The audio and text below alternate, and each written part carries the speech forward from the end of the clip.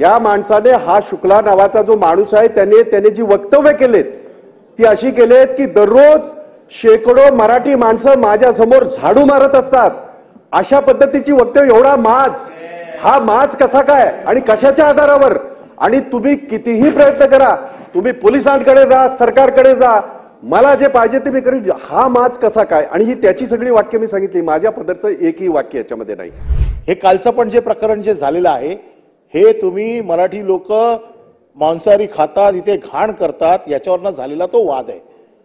आता हे सगळे मोठे मोठे बिल्डर जे जैन बिल्डर आहेत, या लोकांनी मराठी माणसाला नॉनव्हेज खायचं नाही खायचं याच्यावरनं घरं द्यायची बंद करून टाकली. आज याची स्पष्टता मुख्यमंत्र्यांनी द्यावीच लागेलच की या मुंबईमध्ये किंवा देशामध्ये किंवा महाराष्ट्रामध्ये आम्ही काय खायचं हे कोण ठरवणार? मुंबई आणि महाराष्ट्र हा मराठी माणसाचाच होता, मराठी माणसाचाच आहे आणि मराठी माणसाचाच राहील. कधी कधी काही नमुने चुकीचं वक्तव्य करतात, माज आणल्यासारखं करतात. अशा माजोरड्यांचा माज उतरवल्याशिवाय आम्ही राहणार नाही. आणि आमच्या सगळ्यांच्या भावना ह्या अशाच असू शकतात, याच्यापेक्षा वेगळ्या काय तुमच्या वेगळ्या असतील असं आम्ही अजिबात म्हणालेलो नाही. परंतु ह्या सगळ्या गोष्टीची आपण चिंता व्यक्त करताना किंवा चिंतन करताना फक्त चिंतापुरतं आणि चिंतनापुरतं मर्यादित राहणार आहोत का?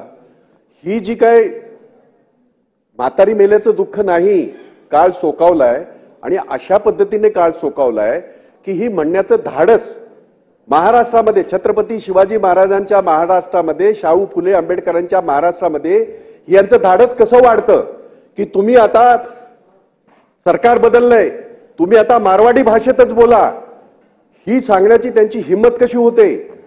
त्या माणसाने हा शुक्ला नावाचा जो माणूस आहे त्याने जी वक्तव्य केलेत ती अशी केलेत की दररोज शेकडो मराठी माणसं माझ्या समोर झाडू मारत असतात, अशा पद्धतीची वक्तव्य. एवढा माज, हा माज कसा काय आणि कशाच्या आधारावर? आणि तुम्ही कितीही प्रयत्न करा, तुम्ही पोलिसांकडे जा, सरकारकडे जा, मला जे पाहिजे ते मी करेन, हा माज कसा काय? आणि ही त्याची सगळी वाक्य मी सांगितली, माझ्या पदरचं एकही वाक्य याच्यामध्ये नाही. आणि आपल्या सगळ्या वृत्तपत्रात आलेलं आहे. याच्याने तुमच्याकडे मी बोटं दाखवण्याचा प्रयत्न करत नाही, परंतु आपण या महाराष्ट्राचे आहोत, छत्रपतींचा महाराष्ट्र म्हणतो, शाहू फुले आंबेडकरांचा महाराष्ट्र म्हणतो. आणि जर मराठी माणसाची अशी जर अवस्था होत असेल, एक दोन घटना नाहीत, गेल्या 3 महिन्यामध्ये ही तिसरी घटना आहे आणि अशा वारंवार होतात आहेत. मुंबई सारख्या ठिकाणी होत होत्या, आता कल्याणला पण व्हायला लागल्यात, पुण्यामध्ये व्हायला लागल्यात. आपण ह्याच्यावर असंच गप्प बसणार आहोत का? आणि म्हणून याच्यामध्ये सरकारचा 289 कसा होतो, जो मी सांगण्याचा नेहमी प्रयत्न करत असतो, जे माझं कर्तव्य आहे, सरकारची याच्यामध्ये जबाबदारी आहे. सरकारने याची नोंद घेतली पाहिजे. सरकारची जी कारवाई ती आम्हाला अपेक्षित आहे. मुख्यमंत्री इकडे आलेत, आम्ही स्वागत करतो. आम्ही तेव्हाही जेव्हा अनिल परब बोलत होते तेव्हाही आम्ही सांगितलं मुख्यमंत्र्यांना बोलवा आणि त्याच्यावर काय कारवाई केली हे सांगा. विनंती एकच राहील, असे माजलेले माजोरडे जे अधिकारी आहेत, ज्यांना हा माज आलेला आहे, ह्या अधिकाऱ्यांना सुद्धा जरब मराठी माणसाची, मराठी भाषेची आणि आमच्या सगळ्या अस्तित्वाची, आमच्या संस्कृतीची राहायला पाहिजे, याची मात्र आपण दखल घ्या, एवढीच आपल्याला विनंती आहे. लोक अतिशय चांगल्या वातावरणात राहत आहेत. वातावरण खराब होऊ नये अशी सगळ्यांची इच्छा आहे. मी मगाशी सगळे मुद्दे मांडले, पण ह्याचं मूळ कारण जर आपण बघितलं तर 2च गोष्टी याच्यामध्ये प्रामुख्याने आहे की नॉनव्हेज खायचं की नाही खायचं.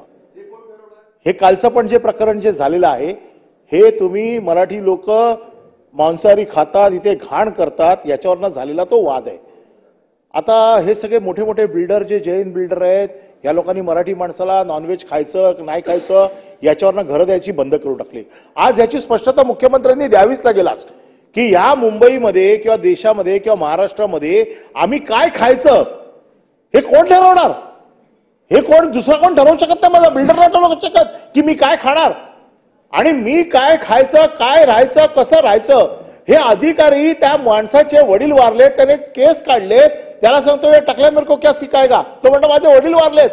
तो म्हणतो आधा घंटा मुझे दे दो, आधे घंटे में तेरे को सिखा देता हूं.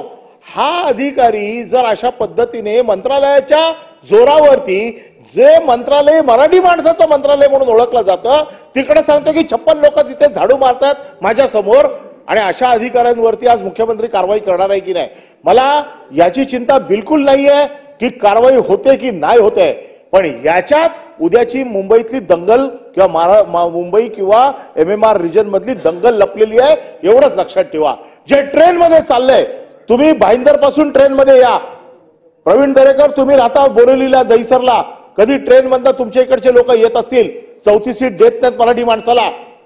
काय चाललंय मुंबईमध्ये? हे चाललंय 4थी सीट मराठी माणसाला मिळत नाही, अडवून येतात जागा. आणि याच्यामध्ये जर उद्या दंगल झाली, याच्यामध्ये जर मराठी माणसाने कोणाला मारलं, तर मग मराठी माणसावरती. आता ह्या माणसाला काल रात्रीपासून मी शोधतोय, पोलीस त्याला काल कल्याणला घेऊन निघाले, सायन हॉस्पिटलला घेऊन जाऊन सांगतायत नेला म्हणून. सायन हॉस्पिटल पर्यंत हा माणूस पोहोचलेलाच नाहीये.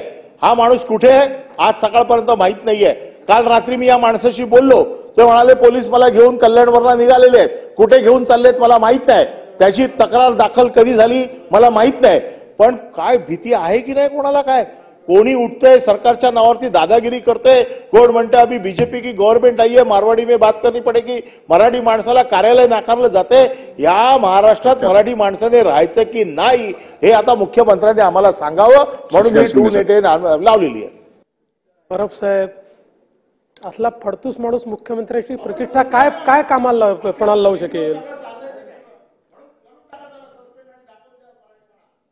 माननीय सभापती महोदय, या ठिकाणी सन्माननीय विरोधी पक्षाच्या सर्व सदस्यांनी जो एक महत्त्वाचा मुद्दा उपस्थित केलेला आहे आणि माध्यमांमध्ये देखील हा मुद्दा चाललेला आहे.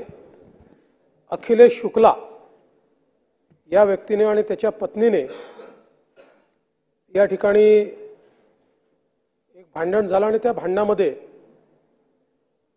मराठी माणसाला अपमानित होईल अशा प्रकारचे उद्गार त्या ठिकाणी काढले, भांडण केलं, मारामारी केली आणि त्यातून एक संतापाची लाट सर्व लोकांमध्ये तयार झाली आहे.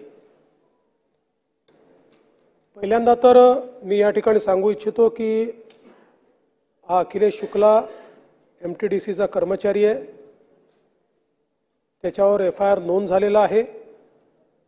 खडक पत्नीवरही, दोघांवरही आहे. त्याची कॉपी आहे माझ्याकडे.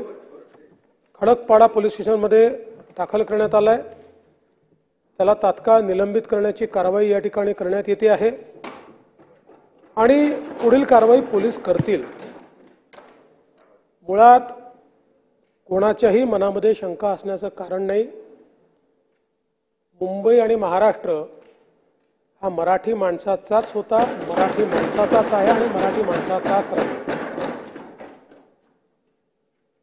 कधी कधी काही नमुने चुकीचं वक्तव्य करतात, माज आणल्यासारखं करतात. अशा माजोरड्यांचा माज उतरवल्याशिवाय आम्ही राहणार नाही. खरं म्हणजे भाजपचं सरकार आलं म्हणून हे झालं अशा प्रकारचं त्याला राजकीय रंग देण्याचं कारण नव्हतं. कारण शेवटी आपण राजकारणात शिरलो तर आपल्याला याचाही विचारभाई करावा लागेल की मुंबईमध्ये बसलेला मराठी माणूस हद्दपार का झाला, कोणाच्या काळात झाला, का त्या माणसाला मुंबईमधनं ठाणे, कल्याण, डोंबिवली, वसई, विरार त्याच्या पलीकडे जावं लागलं आणि त्या काळामध्ये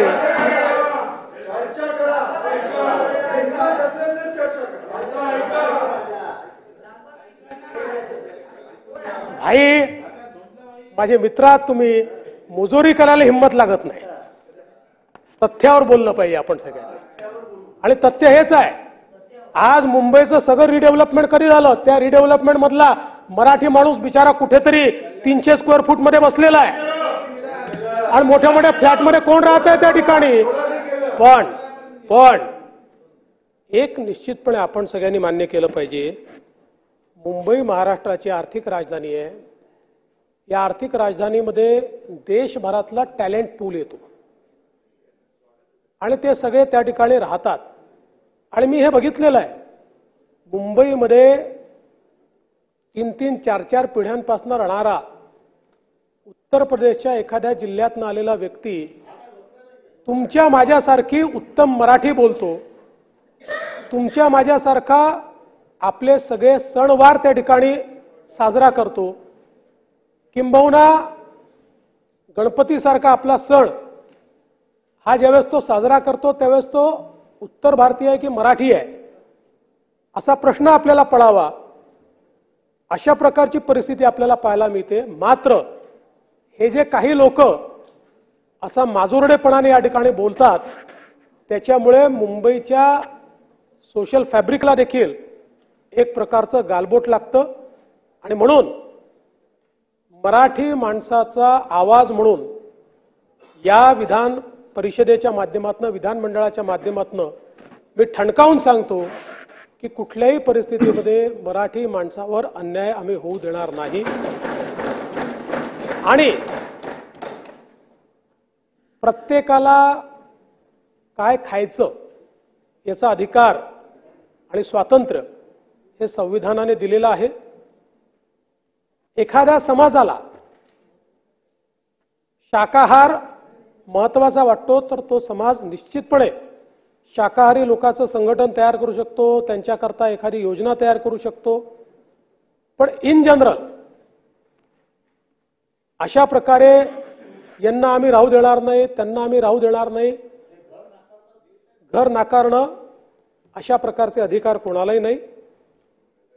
मला असं वाटतं की या ठिकाणी कोणी शाकाहाराचा पुरस्कार करतोय याकरता त्याचा तिरस्कार करण्याचं कारण नाहीये. मात्र त्या आधारावर भेदभाव करणं ही गोष्ट आपल्याला मान्य करता येणार नाही.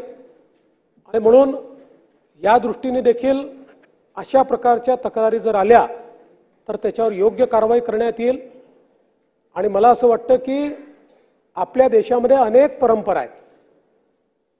आपल्याला माहिती आहे की बंगालसारख्या राज्यामध्ये सगळे समाज त्या ठिकाणी मासळी खातात, देवालाही दाखवतात. काही राज्यांमध्ये 100% आपल्याला शाकाहार दिसतो. त्यामुळे शेवटी आपल्या परंपरेने निर्गुण निराकार आणि सगुण साकार या दोघांनाही देवत्वाची संधी दिलेली आहे, संज्ञा दिलेली आहे. निर्गुण निराकार आहे जो त्या ठिकाणी काय म्हणतात दगडात देव पाहत नाही, मूर्ती ठेवत नाही, त्यालाही आपण देवत्वाची संज्ञा दिली आहे.